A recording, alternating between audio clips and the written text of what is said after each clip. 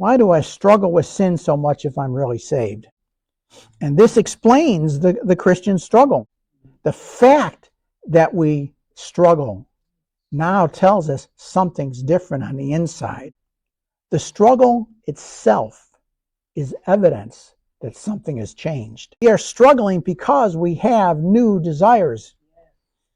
So let's go back to something that John kind of just assumes that we understand, that the believer is united with Christ.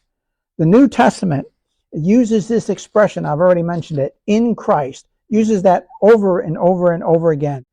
I am crucified with Christ, nevertheless I live, yet not I, but Christ liveth, what's it say? In me. Christ liveth in me. Think about that. That changes everything. Christianity isn't merely trying to imitate Christ. Christianity is Christ living his life through us because he is in us. Now, we don't experience that perfectly.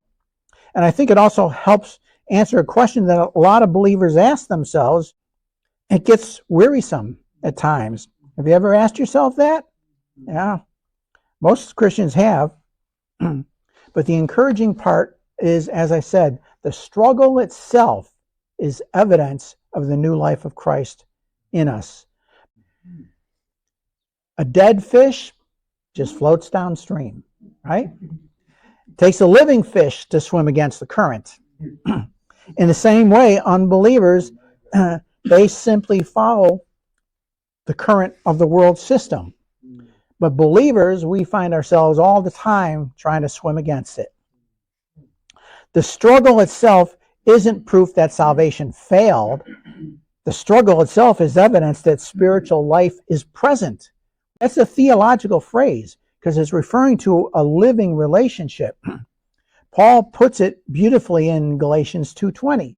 Our flesh is still present. We still stumble. We still struggle. We still fail. We still fall. But the direction of our life has changed because a new life now resides within us.